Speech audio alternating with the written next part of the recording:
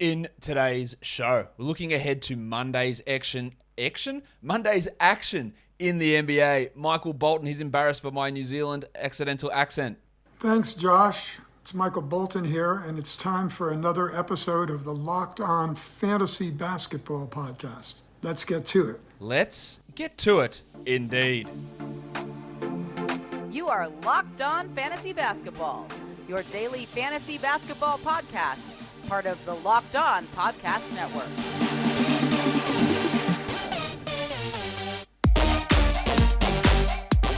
Hello and welcome to the Locked On Fantasy Basketball Podcast, brought to you by Basketball Monster. My name is Josh Lloyd and I am the lead fantasy analyst at basketballmonster.com and at Yahoo Sports Australia. And you can find me on Twitter as always at redrock_bball and on Instagram at Locked On Fantasy Basketball. Today's episode is brought to you by PrizePicks. Check out prizepicks.com and use the promo code NBA, or go to your app store and download the app today. PrizePicks is daily fantasy made easy. Thank you for making Locked On Fantasy Basketball your first listen every day. We are free and we're available on all platforms. Let's look ahead in today's show to Monday's 9 games, including streaming options. The first one of those games is going to be one that's really interesting for us to watch, and that is the Kings and the Raptors. Because we don't know what Alvin Gentry is going to do with his rotation. Last game, they moved Marvin Bagley into the starting lineup and put Terrence Davis on the bench, which I guess is exactly what you do when someone's been playing well. You move him to the bench in a smaller role. And not only did Davis move to the bench, but he was like the 9th man used. He wasn't even in the first 3 replacements. Now, some of that is largely to do with the Cavs' big lineup, which of course worked fantastically when they got smashed in that game. So we'll see what they do. Davis, I think, is not a particularly high upside player, but with that 1 game blip, I think there is a hold. But again, if there is a solid option on the wire, you can switch them out. But I want to see what they do with Davis, what they do with Bagley, how those minutes look in this game. Whether Rashawn Holmes plays as well, to be honest, is going to be something intriguing for this Kings team. Well, for the Raptors, we know that the Jedi, OG Anunoby, he's out. But what about scarves? OG. Balenciaga Stop, ones. OG. You better stop, OG. The big tree is out, Kem Birch, and the big sneeze is out, Precious Achiuwa. So that means that the wiki, Chris Boucher, is going to have to play minutes. Boucher has played 22 and 27 minutes the last 2 games. And of course, I do not believe that Boucher is a long-term 12-team league guy. I do not believe that at all. He's not very good. He's so far down the pecking order. But when there's 3 blokes out ahead of him, then you got to have a look at and roster him, at least streaming him in. Let's see how the minutes look. Can he push to 30 in a game where literally no other centers are available? He hasn't done it yet, but I want to see what he does. And then Scotland Barnes, who is really bumping up his usage. He's playing at a really high level. I firmly believe it's a sell high for Barnesy because these guys are out. And when they come back, he will drop off. But if you don't want to sell him, don't. Just hold him. He's playing really well. And I want to watch how good he looks in this game. Well, for the next one, the Heat and the Cavs, no Jim Butler. No Bam Adebayo, no Caleb Martin, who's in the health and safety protocols. So I would imagine that Gabe Vincent gets another start. He started last game, and he's at least worth a stream look.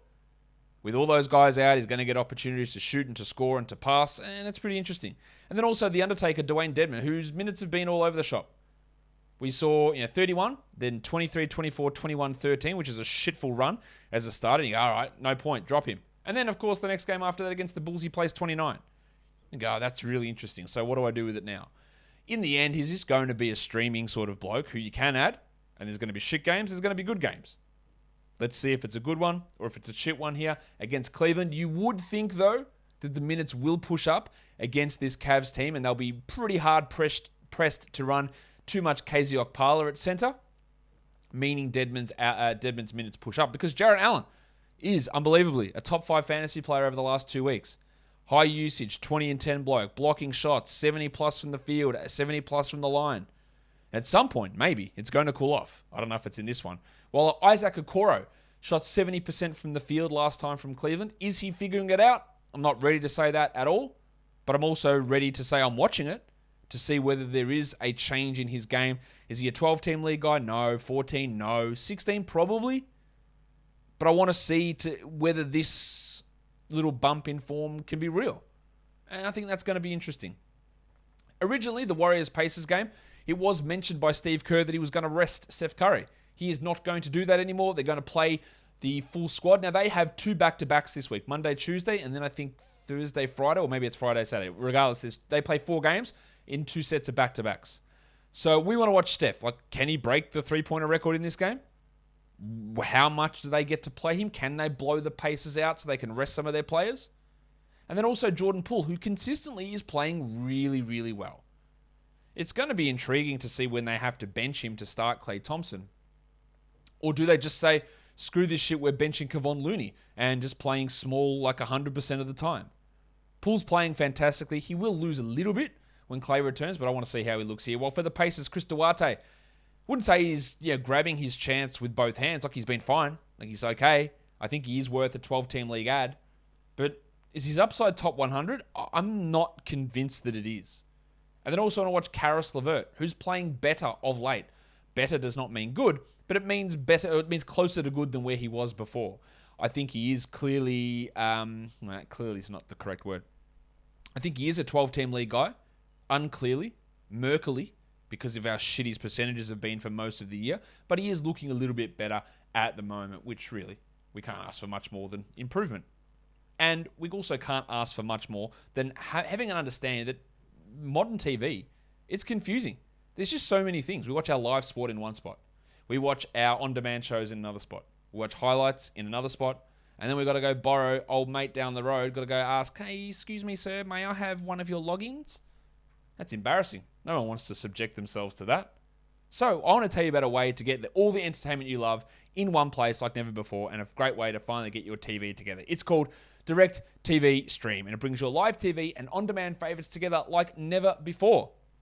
So you can watch your favorite sports, movies, and TV shows all in one place. That means no more juggling remotes and no need to buy another device ever again. And the best part, there is no annual contract. So get rid of the clutter and the confusion and get your TV together with Direct TV Stream. You can find out more at directtv.com. That's directtv.com. Compatible device required, and content varies by package. Let's look at the next game. It is the Bucks and the Celtics. Patrick Connaughton has been really good. I don't know how, but he has. Minutes have been up. Shooting is through the roof. Consistently providing 12-team value. I'm not getting off the train thinking that that's not going to end at some point, because I think it has to. But for now, it's rolling, and he looks good. So watching him. Also, Chris Middleton, who's been a bit under the radar this year. Hasn't quite been where you would want him to be.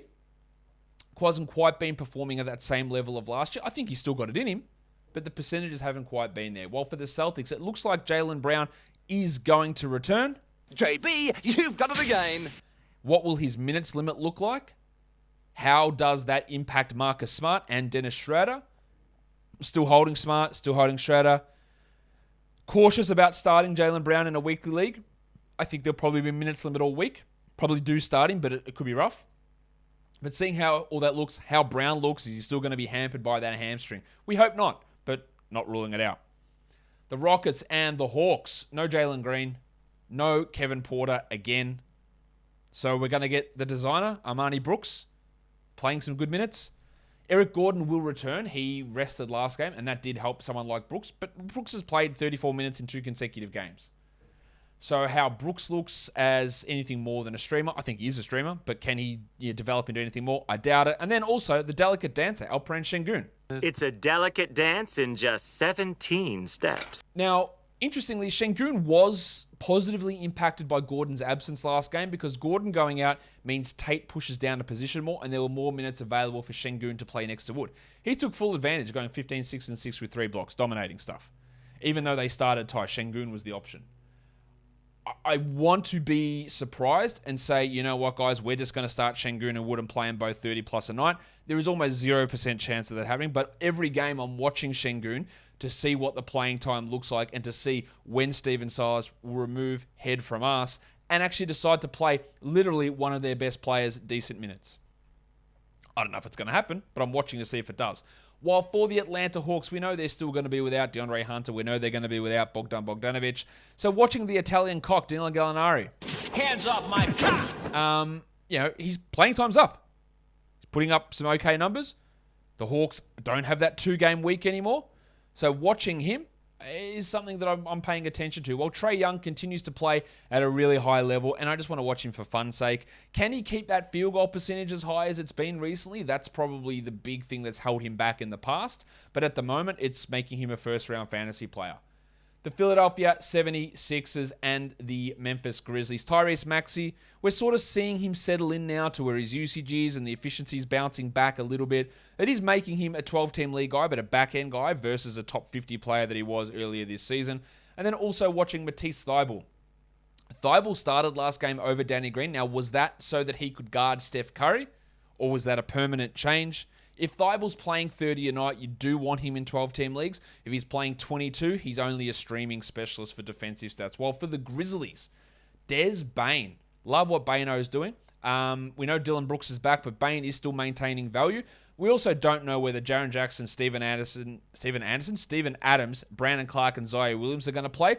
But absences of Jaren there is going to really boost the value of someone like Kyle Anderson, who put up a really solid game. And he can be a streamer as long as Jaren's on the sideline. That might be 0 more games, but that's something for us to watch in this matchup.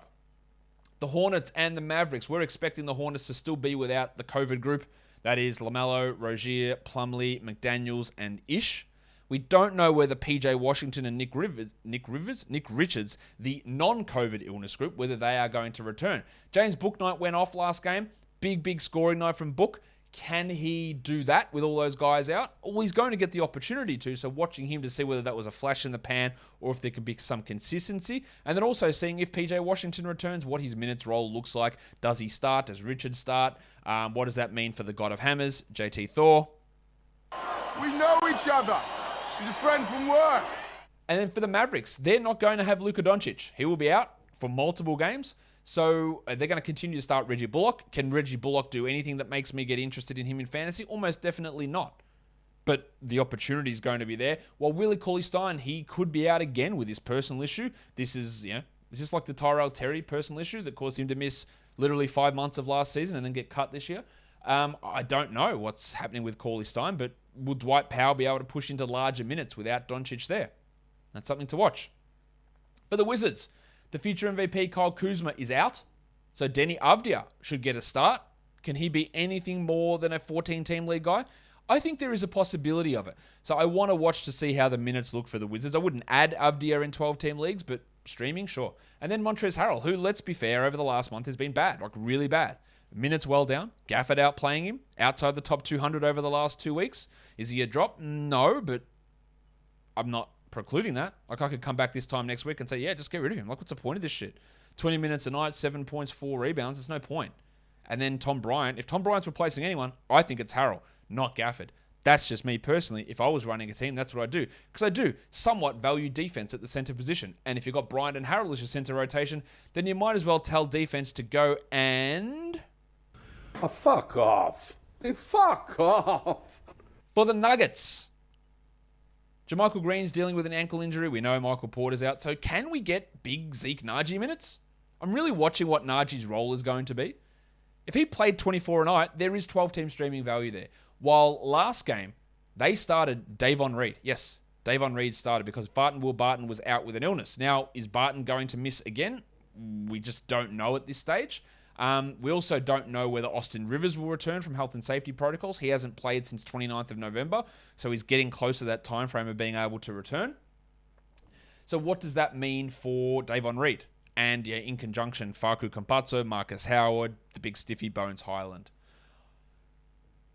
All right, that's good stuff. On to the Suns and the Clippers. We don't expect Devin Booker to play in this game. But I'm more interested in what's going on with the centers because JaVale McGee has been putting up really good numbers, even with DeAndre Ayton there. But last game with Ayton out, McGee went bananas. So watching McGee and how good he looks is important. And if Ayton is out, then we're really firing up and looking at JaVale. And as I said, Ayton missed last game with an illness and he is currently questionable for Monday's action. While for the Clippers, bunch of guys for them have been out of late, including Paul George and Nick Batum, two really big rotation pieces, and that's meant that both Terrence Mann and the Duck, Luke Kennard, have had expanded roles. And if George and Batum remain sidelined, then you are streaming Kennard and Mann in with some pretty solid value, and that gives BJ Boston some deep league value. So watching how that all plays out is interesting to me. It's also interesting to me that I know that when I go to the gym or when I just want a healthy snack, I go straight to my pantry and I open up and I say, holy shit, where are my Built Bars? And I go, that's right, because Built Bar's not going to ship them to me. because they're not shipping to Australia. But those of you who are in America, your cupboard, it should be just absolutely full of Built Bars, because Built Bar is the best tasting protein bar ever. That's why I'm fanging for it. So I'm Built Bar, can you send it to me? Oh, I've got withdrawals. Like, I'm like that Dave Chappelle meme. Like, yeah, you all got any more of those Built Bars? It's that good. It tastes amazing. These are the best tasting protein bars ever. Low in carbs, low in fat, low in sugar, low in calories, but bloody high in protein and amazingly high in taste as well. You want to beat down the doors of the mall? You want to get in there before things open? You want Built Bar. Jack yourself up. Knock those people out of the way to get your hands on that latest flat screen TV. Or just cut out the middleman. And instead of buying a TV for your loved ones, buy them boxes of Built Bar. It's just as good. So much more entertainment from looking at your Built Bars and just knowing you've got a delicious treat coming up. So head to Built.com, use the promo code LOCKED15, and you can save 15%. I'm telling you, I'm not shitting you here. These taste unbelievable. They taste like a candy bar, and they are good for you. And this is, as the kids would say, no cap. These taste amazing. So get yourself some Built Bar. Built Bar, it is built different. BetOnline has you covered all season. Props, lines, contests, whatever. Football season is going towards the playoffs, and when you're looking to place your bet on football or other sports, BetOnline is the place you got to do it. So don't wait. Go and download the app or go to their new updated desktop site. Use the code LOCKEDON and get a 50% welcome bonus. 50%, that sounds like a lot because it is. Whether it's basketball, football, the NHL, UFC, boxing, or even right to your favorite Vegas casino games. Don't wait and take advantage of all of the great offers they have for the 2021 season. BetOnline is the fastest and easiest way to bet on all of your favorite sports. BetOnline is where the game starts. Let's look at some back-to-back streamers now for the Monday, Tuesday. You're going to see a bunch of players from the Golden State Warriors and the Phoenix Suns. They have the back-to-backs. So we're looking at JaVale, looking at Cameron Payne, Cameron Johnson, Jay Crowder, in fact. Sometimes may be good, sometimes may be shit. And on the Warriors side, looking at the Doctor, Gary Payton, and Juan Toscano Anderson. Because I think that Andre Iguodala will sit one of these two games, and I think Otto Porter will sit one of these two games. So that gives Toscano Anderson boosts across both of them. If you're looking just for streams on the Monday, we're looking at Gabriel Vincent. In Miami, Maxi Kleber, Armani Brooks, the Big Stiffy, Bones Highland, Cam Payne, Danny Green, PJ Tucker, Cam Johnson, and Jay Crowder.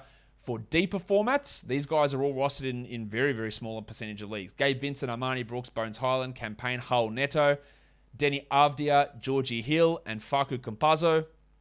While for points leagues, we're looking at Cody Martin. These guys are available over 50% of leagues, guys. Cody Martin, Dwayne Dedman, Tyus Jones. How? I don't know. Gabe Vincent, Armani Brooks, Cam Payne, and Dorian Finney-Smith. That'll do it for us today, guys. Don't forget to follow this podcast on Apple Podcasts, Google Podcasts, Stitcher, Spotify, and on the Odyssey app. On YouTube, thumb it up, leave a comment, subscribe, ring the notification bell. Guys, we are done here. Thank you so much for listening. See ya.